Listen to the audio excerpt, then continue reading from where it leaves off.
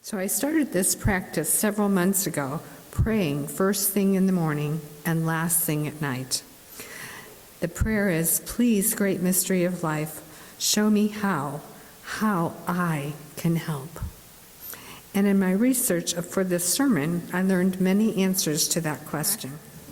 Dr. King's question of what are you doing for others should be a constant reminder that a spirit of volunteerism is necessary for a successful life and a successful society. To me, King communicated this message not to deride people for failing to serve, but to be a gentle reminder of its importance.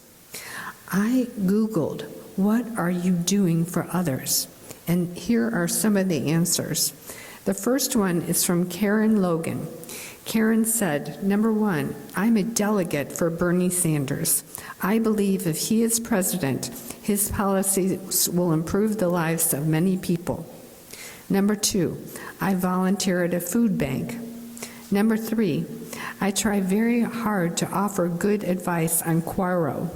If you don't know what Quora is, I did not, but my younger son helped me know that it's a platform on the internet where you can write a question and someone will respond to it. There are lots of people that work on Quora, evidently. Karen said, these things aren't much, but I'm trying to do something with what little resources I have. The next up was John Brown, who identified himself as, I am a person who has 35 years of experience living life. He says, I do what I can. I'm encouraging and I'm supportive.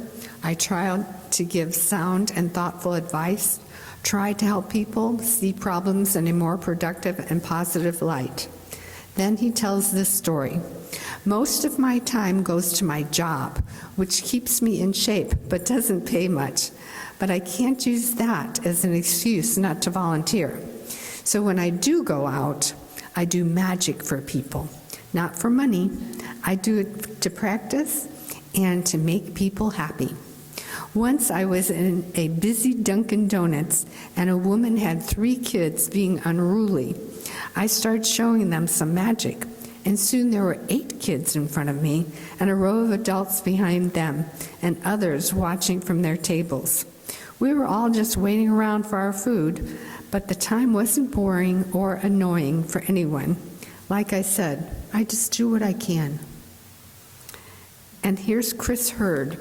I'm striving to significantly reduce the food waste we as a planet produce to create a more sustainable future for our children.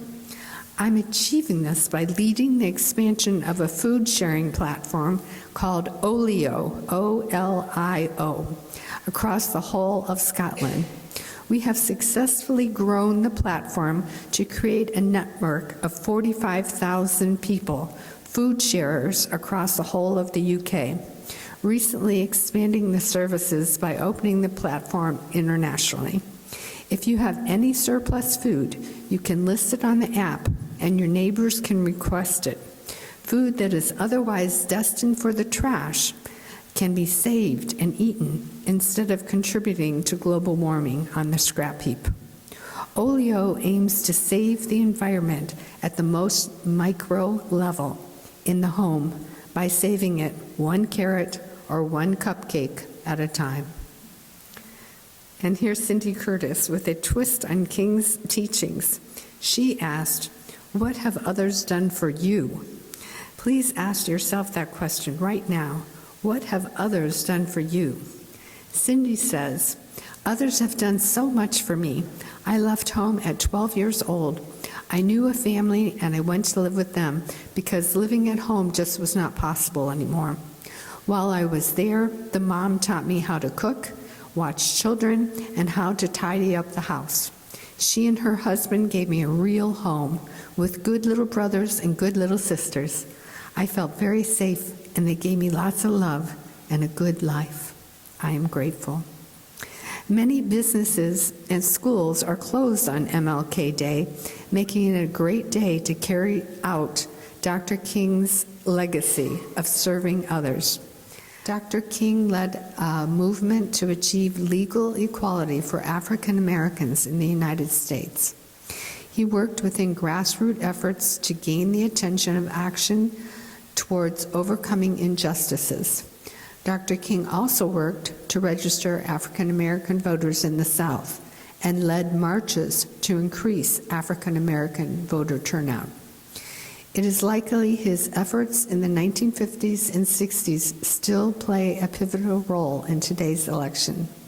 Further, Dr. King's efforts in the Montgomery bus boycott and the 1963 March on Washington helped bring about the Civil Rights Act of 1964 and the Voting Rights Act of 1964. As I said earlier, these were two of the most significant laws, if not the most significant laws, that had ever been passed in our country. And it forever changed our nation, and I'm grateful for that. Dr. King's contributions to the civil rights movement highlighted service to others and improved the lives of thousands of Americans. So Monday, January 24th, 2024 is our next Martin Luther King Day. On November 2nd, 1983, President Ronald Reagan designated the third Monday of January to be a federal holiday honoring Martin Luther King. That holiday was enacted for the first time in 2010. Many businesses and schools are closed on MLK Day, making it a great day to forward the legacy of Martin Luther King by volunteering somewhere. It doesn't matter where, but giving your time and energy somewhere on that day. Dr. King led nonviolent movements to achieve legal equality for African Americans in the United States.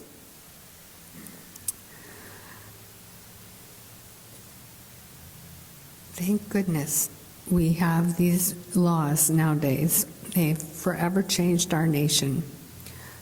On this upcoming MLK National Day of Service, we ask, what are you doing for others? Here are some great ideas of things you can do on your own and ask for our help. Host a school supplies drive. Donate medical supplies. Serve meals at a shelter. Become a mentor or a tutor. Make cards for a local senior citizen center. Participate in trash cleanup. Give blood. Deliver groceries to others in need. Go to a nursing home close to you and read the Bible or other sacred books to the residents. I did this every Wednesday afternoon in high school, to which the minister from the Baptist church I was attending contacted my parents and told them he was alarmed that I had backslidden because I wasn't coming to church on Wednesday nights anymore, and that they needed to talk to me about that. They never did, but they told me what he said, and I never went back to that church.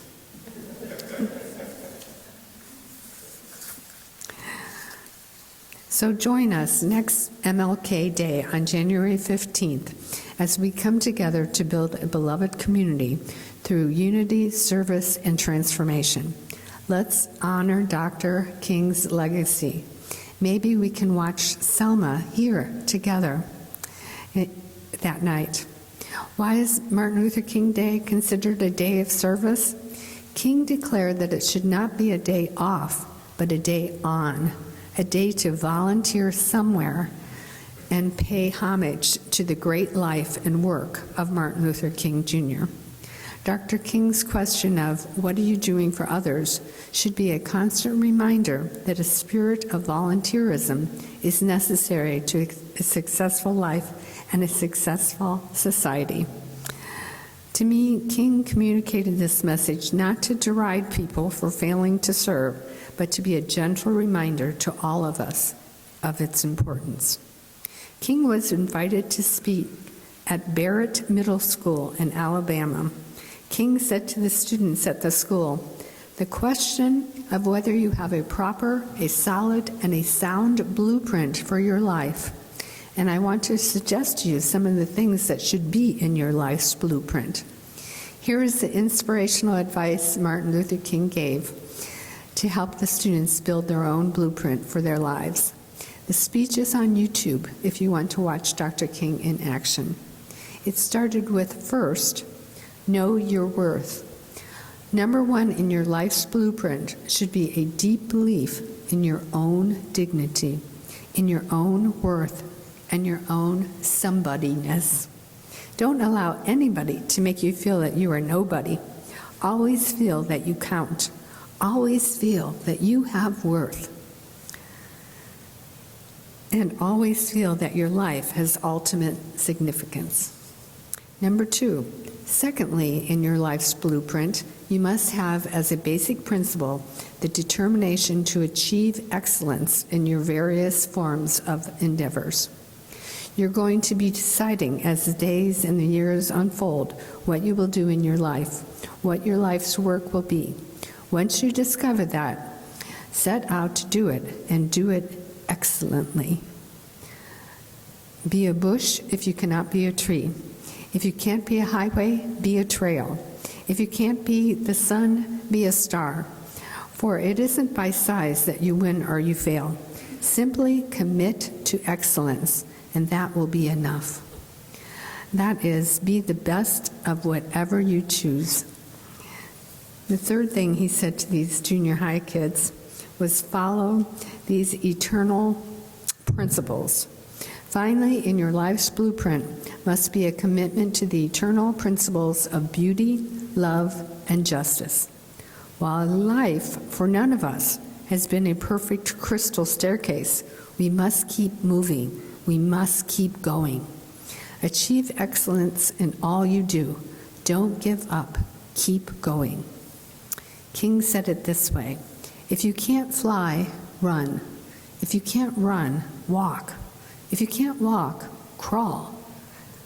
But by all means, keep moving. Thank you, Martin Luther King, for so much inspiration and such beautiful quotes we can hang on to. Blessed be and amen.